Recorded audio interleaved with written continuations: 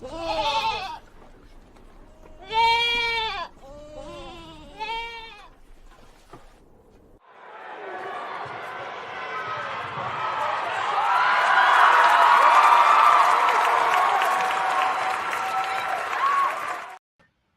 up, what up, what up? Welcome back to the Two Goat Show. We're your hosts, Mariah and Steph. Steph, happy Two Goat Thursday. How you doing? Good to see you.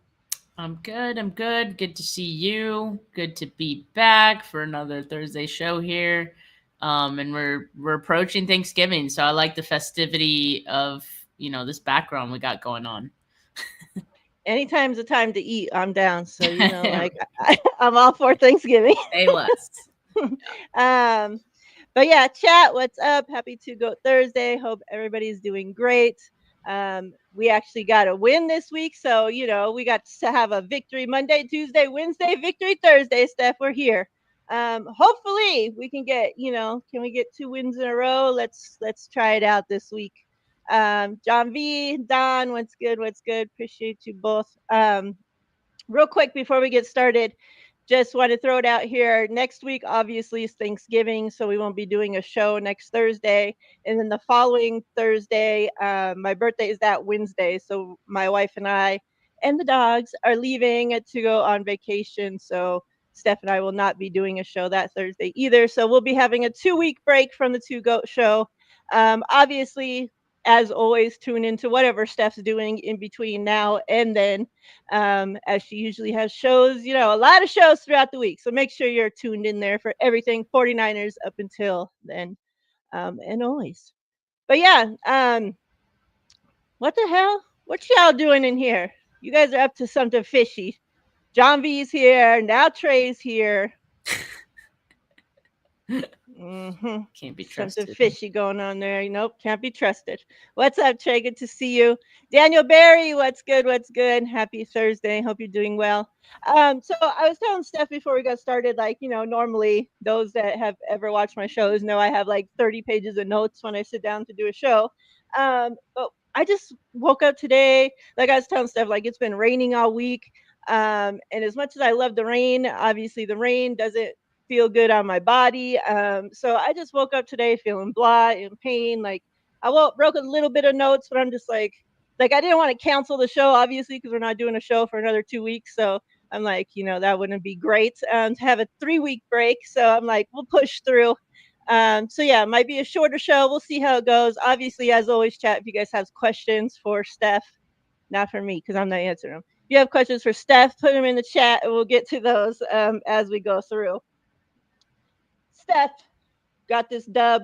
Actually, before we even get into that, well, we could talk about one play that happened in that game, and then I want to talk about, going on to Richard Sherman's show.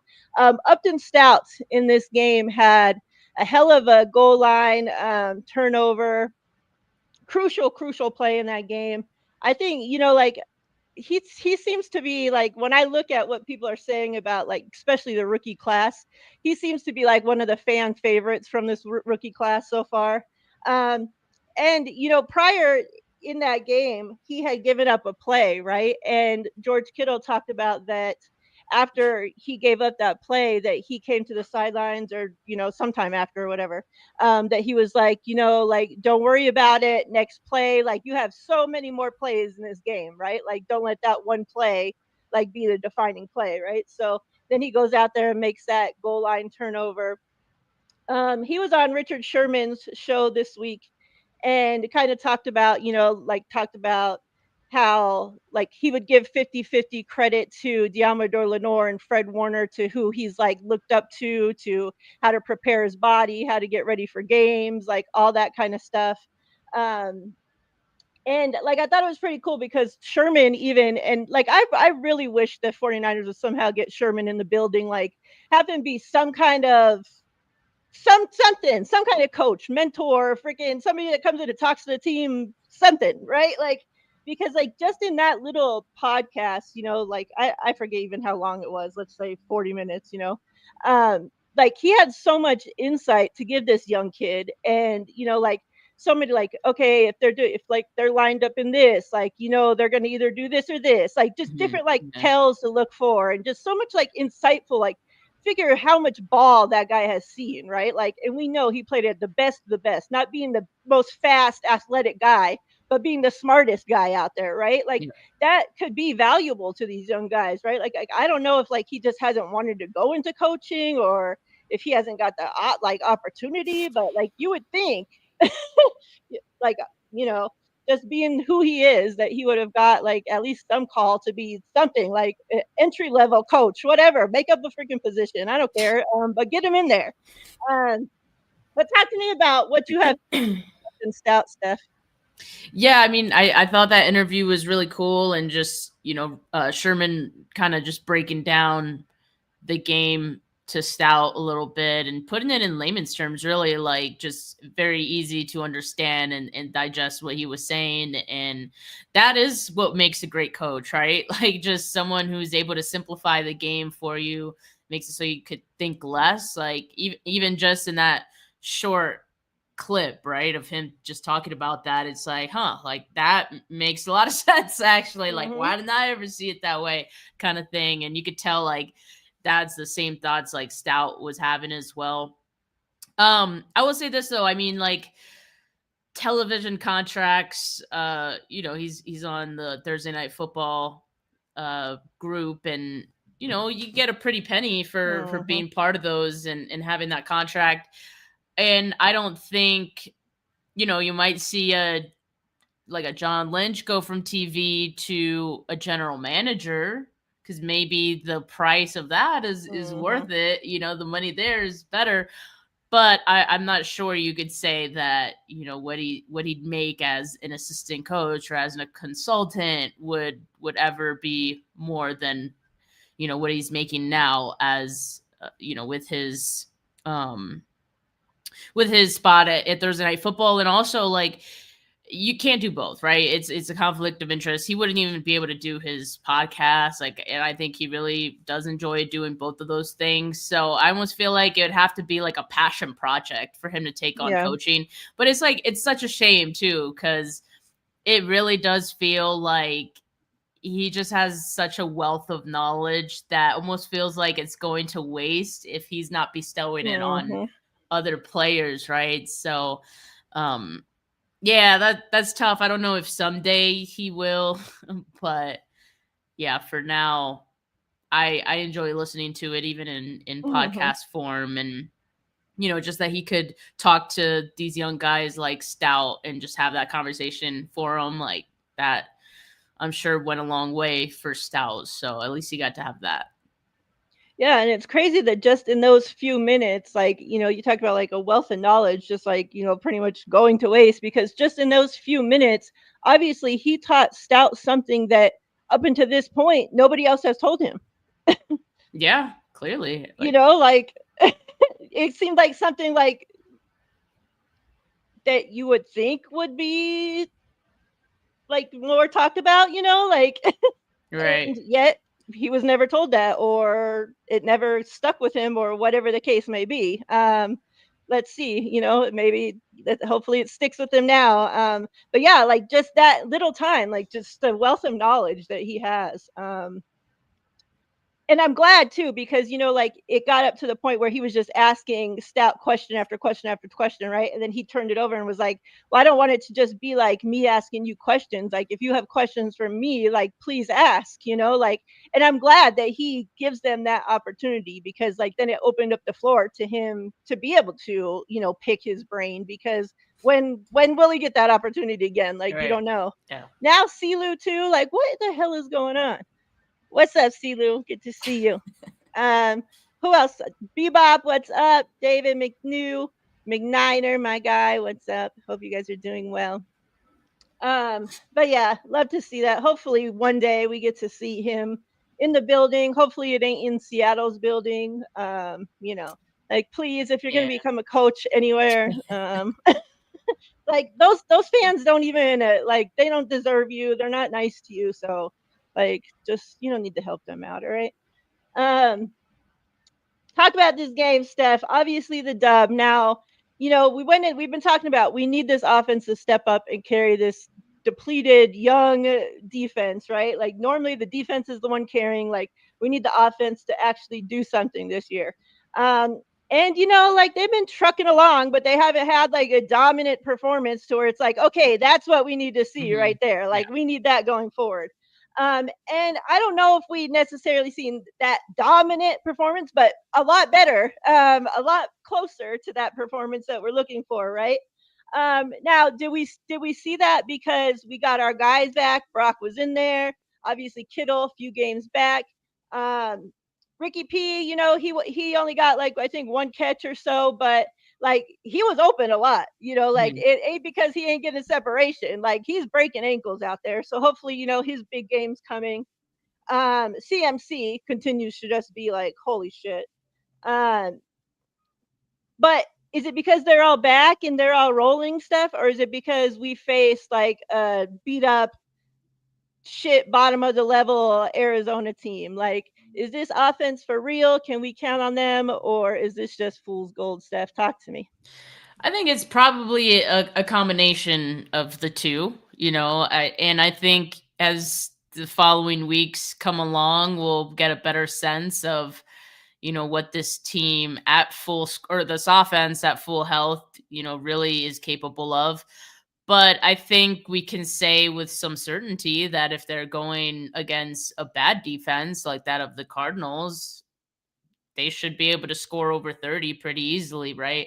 I don't know if I'd expect that against the Browns, in a couple weeks. Maybe this game against the Panthers has opportunity to be, on the higher end of scoring as well. But I think this offense at full health does give them a higher ceiling than we've seen all season. I mean, we hadn't seen it all season. They were averaging 22 points per game this season before Sunday. Like now in their first game at full health, they score 41. I mean, I don't think that's just a coincidence or that's just from facing the Cardinals. I think it feels like everything was kind of put together in such a way that this was a good soft landing spot for Brock Purdy to come back and, make his return where he didn't necessarily have to do too much, and he was just able to play a little bit more freely and not have to worry about, playing from behind. I gotta, be the man and get us back up, kind of thing. So, yeah, I think it was game script wise, it was ideal. And you're not always going to have that, but hopefully just the feeling of getting his feet back under him and this offense feeling like it's getting his feet back under him just from looking like themselves and playing the offense like it's supposed to be played. Like you hope that could bring the momentum to following games. Yeah. As well as this looked, of course, you know, we couldn't make it through the game without injury stuff. I just don't it's just crazy to this point. Like you just have like every week I just go into the game now expecting that we're going to have at least a handful of guys that are going to be out of the game and probably not playing the following week. Like it's just very very bizarre. But now our saint and savior Eddie P Steph got hurt. Um like this is not somebody that we needed to get hurt right now, Steph. So they did a whole long list of freaking tryouts, all these guys. Somehow decided on Matt Gay, who had just got unemployed by the Washington Commanders like just this week, because he missed a couple kicks for them. And who replaced him? No other than Jake Moody. So very weird that we're now getting, you know, the guy that lost his job to Jake Moody. Um, Steph, I don't know how confident I'm feeling about this Matt Gay. Like, was this the best one they could have chosen from the list? How are we feeling about this? Yeah, I'm not in love with it either. I mean, we should all have concerns just of the fact that he's this season he's missed a number of kicks. I follow a few Commanders content creators. One of them said like we've literally lost games because of Matt Gay, and I'm like, oh god, like I know what that feeling is like. I'm not ready to return to that. Yeah. And it just did feel a little silly to go to a kicker that has had struggles, this season, just because it's literally not long ago where, this team released Jake Moody for that same reason. And the thing is, like, I think if maybe Matt Gay had been released, but had maybe multiple weeks to, clear his head or whatever, just like really get into a fresh start, then maybe you'd feel different about it. Because at one point in time, like, Eddie Pinheiro struggled too. And it's like he was free agent for some time, and then he comes back and he's like ready to go, right? So like it could happen, but just the fact that Matt Gay literally just got released. Like, Yeah. is his mind still in that headspace of, being prone to missing kicks? I don't know, but I feel like it's kind of too soon to expect that, he won't be that same guy that they had for the Commanders. So I'm just hoping this Eddie P injury doesn't keep him out too long. But I do know, he might miss at least a couple of weeks. Yeah, like, and then Matt Gay even talks about, like, they posted a clip of him talking about how he, after, that missing the kicks, whatever, he flies back with the team to Washington, right? Gets fired, then flies to Utah, then now flies to freaking, Santa Clara to play for the 49ers, like, all within a week. Like, you're flying from another country to here, to here, to here. You just got fired. Now, like you talked about, like, give him some freaking time to sleep, to think, to get his head right, to have some few practices, something. Like, no, we just literally took the guy right off the unemployment line and said, come be our hero. Like, yeah. I'm just not thrilled about it. Like, even Silu, like, he's lost games for the Colts. Like, how many teams has a guy played for? I'm sure every single one of their fans could come here and be like, yeah, he lost games for us too. And the 49ers are like, yeah, sign us up. Like, let us be next. Like, I just don't. I finally thought, like, the answers of us having a bum fucking kicker were answered, and the injury freaking strikes again. And now, oh my God, like, are we in a worse situation than we were in with Jake Moody? Like, I really hope not. But I don't know. Like, that's the part that scares me the most, is that Jake Moody took this guy's job. Like, they thought Jake Moody was better than him. Guys, people that are on the Commanders, that have worked on the 49ers with Jake Moody, seen everything that he went through, said, I'd rather take him than Matt Gay. Yeah. I mean, they were done with him. Yeah, Bebop. Hopefully we don't have to rely on him to kick any field goals. Just, can you make a few extra points for us? Hopefully, like 6 a game. It will be good. Hopefully it's that easy. So not just that injury, obviously, like, linebackers, we're at the bottom of the barrel thin as it gets, Steph. Like, just losing linebacker after linebacker after linebacker. Now, Fred Warner's replacement, Bethune, is out. He hasn't practiced. Kyle said Curtis Robinson will be starting in place for him. So Curtis Robinson now gets the green dot. Now, I don't hate this, Steph. Like, I'm a Curtis Robinson fan. I loved him prior to him getting hurt last season. I thought he was playing great, the best football that we had seen him play. And then he got, that injury and wiped his season out. Now, if we can get that Curtis Robinson to show up, I'm good. But if he has any drop off, if that injury did anything to him, if he has any rust, like, we're already so thin there, Steph. Like, I'm nervous. And let me just throw in these other ones, and then you can just talk about them all. Robert Beal, he's out he's out in the concussion protocol. So does he clear by Monday? Who knows? Luke Gifford's limited, and the good news is Brock full go. So obviously his toe responded well to everything they put him through last week, game and all. So that's the great news from it all. But talk to me about these other injuries, Steph. Yeah, I mean, I think I feel of all the injuries, the Eddie P one is the most impactful, right? So I'm not too worried about going from Tatum Bethune to Curtis Robinson. I don't think the drop off, if there's any at all, is going to be really noticeable. I think we're just weary of the fact that any more injuries to that linebacker group is gonna get sketchy fast, right? So hopefully Curtis Robinson could stay healthy through this game and through this time that Tatum Bethune is going to be out, which we know is going to be for a few weeks as well. And then Robert Beal, the fact that the game is on Monday certainly does give you extra time. Like that's the one benefit to the game being not just Monday, but Monday night. So he has time. I guess we should remain hopeful because I thought he put some good things on tape, for last week's game when he was out there. And I've been tough on him, in the past. I'm not sure what maybe that just tells you just how bad the 49ers pass rush has been so far, where I'm like, hey, Robert Beal actually showed us, we might need him. He had a pulse. I like him. Yeah, we might need him.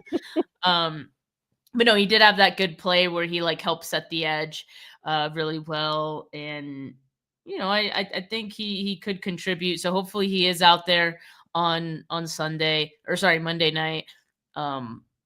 But yeah, I mean, like I said, I think the biggest one is Eddie P, because that injury directly correlates to points, and or that position does. And yeah, the other two I'm not as worried about in this one. Yeah, and then the linebackers did sign Stone Blanton, linebacker, to the practice squad, right? So we have him there as some insurance. I believe he did spend some time with the 49ers throughout the training camp. Training camp. Yeah, yep. Okay. So there's some, familiarness there. Hopefully we don't have to get to that point, but with this team, hey, who knows? Steph could be playing linebacker next week. We never really know what's going to happen. Before we move on from this, game and all this stuff, let's to go back to this Brock versus Mac thing real quick, Steph. Now, after Brock's game, now you already knew Brock could have went out there and thrown 35 interceptions, 0 touchdowns, or he could have went out there and threw 35 touchdowns and looked like the freaking MVP of the world, and there would have still been people hating on him regardless, right? Still people that are saying Mac's better and that should be Mac's job. We know that. You just have to come to expect that. I've seen so many people just fighting with that part of people on social media this week, and it's just I don't stop getting so what upset are we doing with it, you guys. Just week after week, what they're gonna be doing. They're just negative. They don't care. That's their thing. The sooner that you guys realize that that's their thing, they do that to make money. That's what they do. The more they piss you guys off, the more you guys fight with them, the more you click on their shit, the more all of that, and it just puts money into their pockets. That's what they're trying to do. There's no other rhyme or reason for the shit that they do.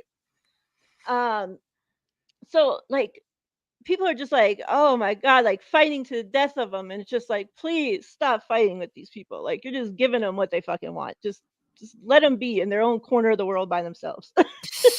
But for us normal people, talk to me, Steph. Now, we've talked so much about, and Mac himself, I'm here to be the backup, right?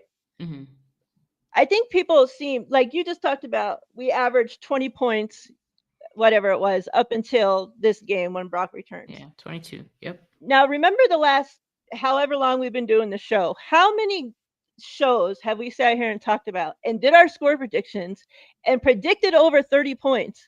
Because we knew when Brock plays, the offense scores over 30 points. Game after game after game after game for the last 2 seasons, Steph. So was it a coincidence? Was it because we played a shitty Arizona team? Maybe. Time will tell. But I'm more so going to bet on the fact that our offense, led by Brock Purdy, is going to be a gunslinger, somewhat going to stretch the fucking field. He's not just dinking and dunking like someone to pretend, because that's what we've seen from Mac Jones, just dinking and dunking, if you want to be honest. And we're going to put up points. Like, look at how much CMC and Kittle got in there and raved about having freaking Brock back. Yeah, I mean, that says a lot. And they were supportive of Mac. Yet they raved about and talked about his smartness and this and that and so much about him. Like, if they weren't missing that, they wouldn't have talked about it. Like, they would just say, yeah, he had a good game, yada yada. But they went above and beyond just the natural bullshit that they go in there and talk about. And like, we've seen it with our own eyes. Like, you can't, so talk to me. How are you feeling now that we actually got to see Brock back?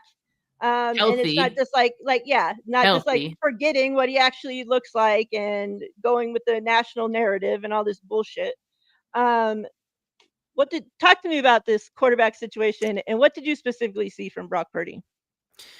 Yeah, I mean, I thought I honestly appreciated what Mac Jones was doing. I think we all did, and I think he looked good enough for it to spark conversation.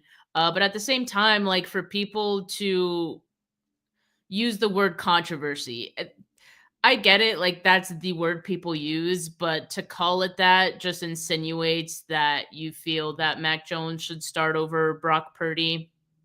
And the only reason I would have said that is if Brock Purdy just wasn't 100% healthy or just wasn't himself, and I think what we saw on Sunday, he looked healthy. Like, it was not like the week 4 version that we saw of him where he was floating passes and just did not look like, the guy that we were accustomed to seeing. And I'll say this on Mac too.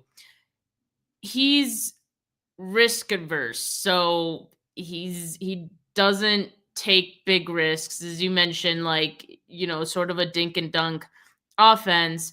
And there's kind of a reason for that. I mean, we know he's not a big scramble guy, and so his game is getting the ball out quickly, and usually that's going to be on shorter passes.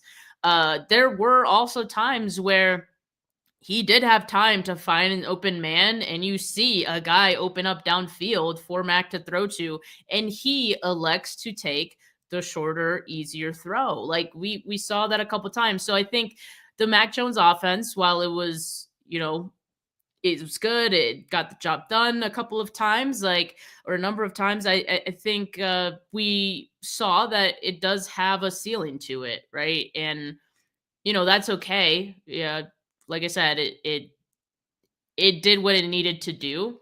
It still had some success.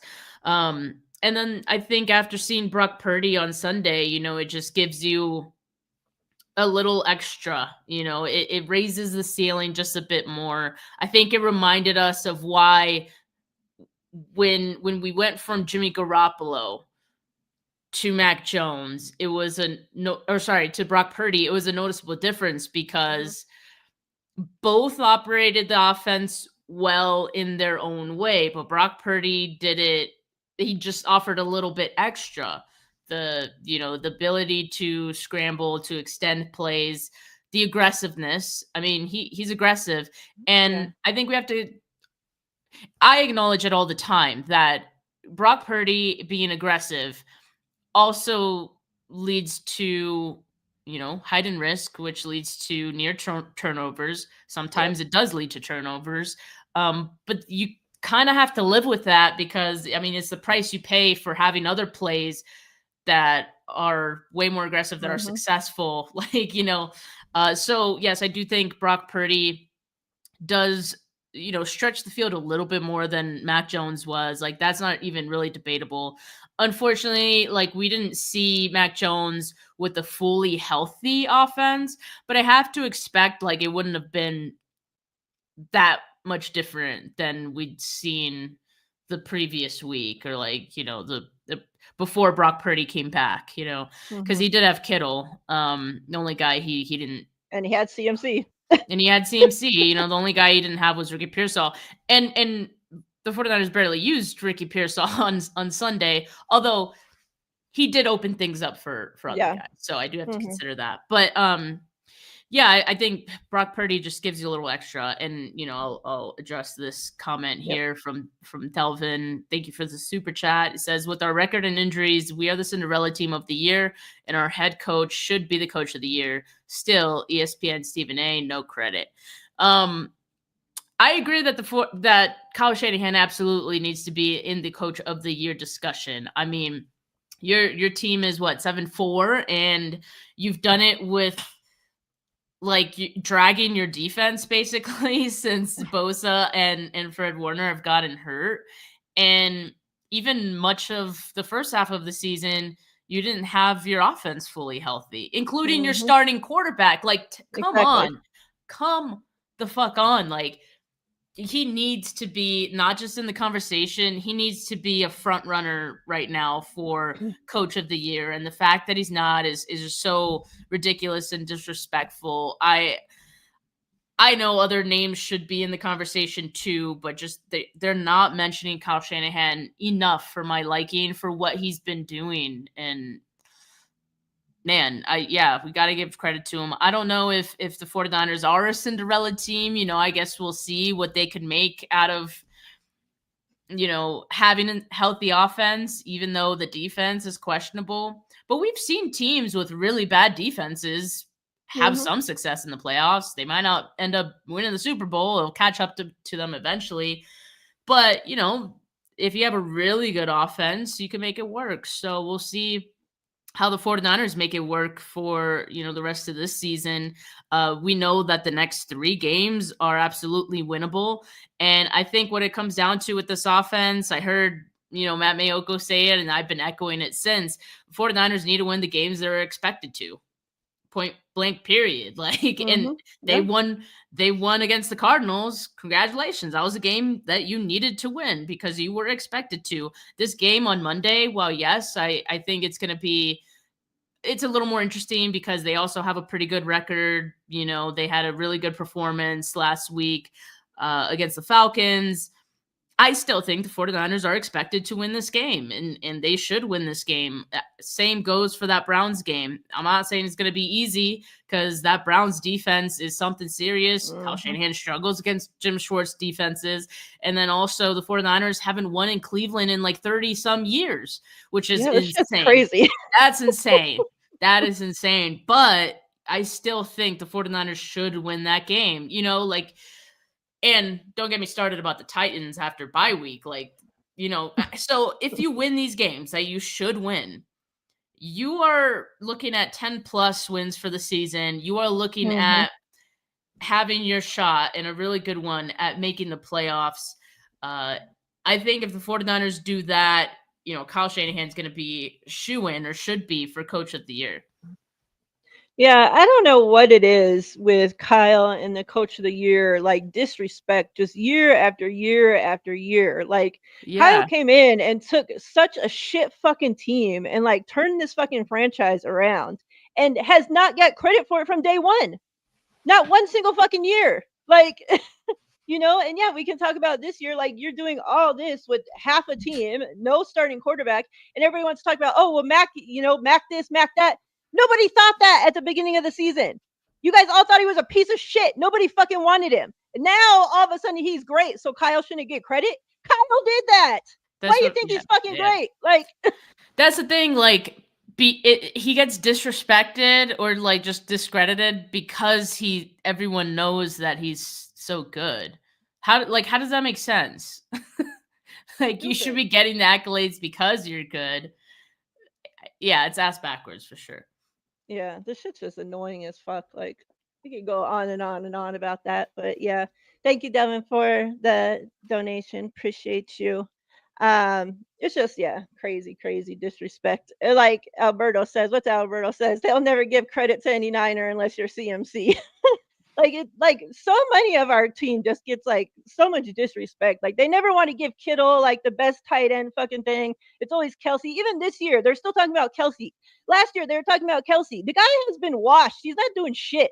Like he's fucking ass. His quarterback don't even like him anymore. Like and yet you guys are still riding his freaking balls. Like, I don't understand. It's like, give the guys credit that fucking deserve it, not just because they're the big name or they're the ones freaking bringing in revenue to the fucking NFL. Like, it's just freaking bullshit at the end of the day. Like, all those awards are just bullshit. Still, like, with the whole MVP thing, always going to quarterbacks. Like, it's just fucking bullshit. All those awards. Like, I'm over them. Over it, Steph. Let's talk about Monday night. Panthers coming. Obviously talking about CMC playing his old team. I hope he goes off for like 250 yards, freaking 5 touchdowns. Fuck them. Like, that's all I've heard all week is about how great the Panthers are all of a sudden. Like, again, you guys were talking shit about them last week and how dog shit they were the last fucking weeks before that. Now all of a sudden they're the best. Like, give me a freaking break. Like, I hope that they come in and the 49ers just freaking destroy them. Like, oh my God. Like, if we had any type of a D line, like another midget quarterback coming in, like, come on. Like, we are not scared of these midget quarterbacks. But the fact we don't have a D line, we only got half of a D line right now. So that's the only thing I'm worried about. But honestly, like, had the Panthers not just did like that comeback win last week and their quarterback throw for all these yards, like, would we like be scared of them at all? Like, would they be getting any of the hype coming into this week that they're getting right now? No. Like, this literally off of 1 week freaking performance, everybody's talking them up. So like, I'm not worried about it. Like, obviously, like, you got to give credit. Like, their running back is playing crazy good right now. Like, somebody that was disrespected through the offseason. Cowboys didn't want his ass. He goes in there and, like, has just played, like, balled the fuck out. Their wide receiver, Tet, like, I loved him coming out of college. Like, he's a fucking baller. Like, he's a true baller, having a great season. But other than that, like, I am not worried about them whatsoever. Maybe Steph, let me know. You might be a little more worried, but they're still the same old shitty ass Panthers to me. I mean, I don't think you can overlook them. I think, especially with how depleted the 49ers defense is, I think they're capable of getting over on the 49ers defense and scoring points. I think Tedero McMillan had maybe he had a career game, on Sunday, and is going to try to look to, stack another performance like that against this 49ers defense, the secondary that struggles, against top wide receivers in the league, right? I understand that the Panthers give up a lot of pressure, but or they give up some pressure. I think what it is that their defense is worse at creating pressure than the 49ers. That should help. I mean, it, like a lot of these games, it's going to come down to like which offense is going to have the ball last kind of thing. Just because, like, I feel like neither of the defenses might be able to stop. I do think the 49ers defense is capable of stopping the Panthers on a few drives, and that very well could be the game, right? Just who can stop the other team a little more often, who can create turnovers. Like, I think last week the 49ers were able to do that. Can they do it again? Can they play mistake-free football on offense and not turn the ball over? It'll come down to all these things. But yeah, I'm not overlooking them. I think they're capable of beating the Niners if the Niners aren't careful, but I think just being at home and, Monday night, I think 49ers will be ready. I think the offense is in a good place to be more competitive than we'd seen in prior weeks now that they're at full health. So I think the 49ers should be able to win this one. All right. Chat. It's that time. Give us your score predictions. Steph, I already got mine this week, so I'll go first. Because I don't want, like, these copycats in here, I'm going to go 38-21 49ers. Over 30. Brock Purdy, over 30. All right? Okay. So Carolina has averaged 18.8 points per game this season. And even in their last three, they've been a little better than the last three, but as far as just standing in the league, but still 17.7 points per game in their last three. I also saw someone mention, I don't know if I retweeted it, but they have like a point differential of like negative some absurd number, and like they're still 6-5. So they give up a lot of points. I think the 49ers go over 30 points again in this one. And I'm going to go 35 to 23. And I think it'll be like a, garbage time, I like it. score at the end from them. Another week that we're very close in our predictions. Delvin, appreciate you again, says, but it never matters how bad the shitty ass Cowboys are to ESPN. Of course not, because they jock ride them. Like, I swear, Jerry must give it to those motherfuckers so good every night because they're just damn shame. Damn shame, Steph. I have been, cutting the Cowboys a little slack this week because of everything they're going through, but after that, it's still just, fuck the Cowboys. You have any response to that, Steph? I mean, yeah, the Cowboys are still, bad. I don't think they're as bad as their record would indicate, but they're not going to make much noise this season. If anything, they maybe could play spoilers to a team towards the end of the season, and hopefully it's one of those NFC East teams. I hope they beat the Eagles this week, for example. But yeah, I mean, you know how we feel about Cowboys over here. Yeah. Boo. All right, we got 49ers 30 plus. See how that plus is in there. I like that. 30 plus. Panthers 25. Don says 37-25. Niners win. What's up, Rick? Hope you're doing well. He says he can't wait for Monday Night Football. That's too, like, we know our guys when it's time, especially like Kittle and them, like they come alive when their lights are bright, they're the only game on. We know they like to be out there showing off, so we need them to. John V says 30 plus. It's because Purdy 30, I'm telling you. Should be. There should be no reason, but we got a healthy Purdy in there, and our actual weapons are in there that we're not putting up over 30 points. I'm expecting to see a lot more Ricky P usage this week. He got a game in, and like I said, he looked good through the routes that he did run. Like, didn't look like he was being slowed by any injury. So hopefully we can get the ball to him a few more times this week. And yeah. What else you got going on, Steph? Tomorrow gonna be doing my preview show with KP and Desi.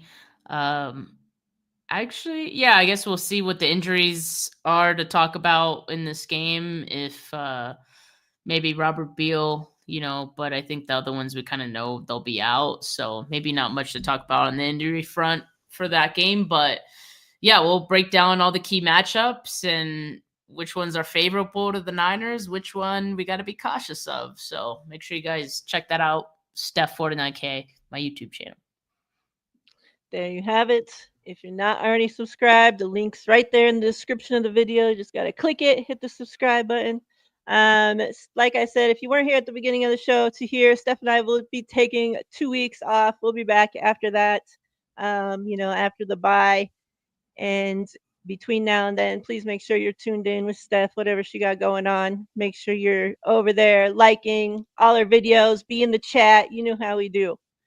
Chat, we appreciate you guys as always. You guys are awesome. Everybody that came through that I haven't seen in a while, appreciate you guys. Much love. I hope you guys have a safe, wonderful next couple weeks. Enjoy your Thanksgiving. Enjoy your families. and all that good stuff. Be thankful, not just on Thanksgiving. Be thankful every damn day, faithful. Okay. I'm thankful for y'all, Steph. I'm thankful for you. I appreciate you as always. And yeah, we're out of here. Till next time. Peace. Peace.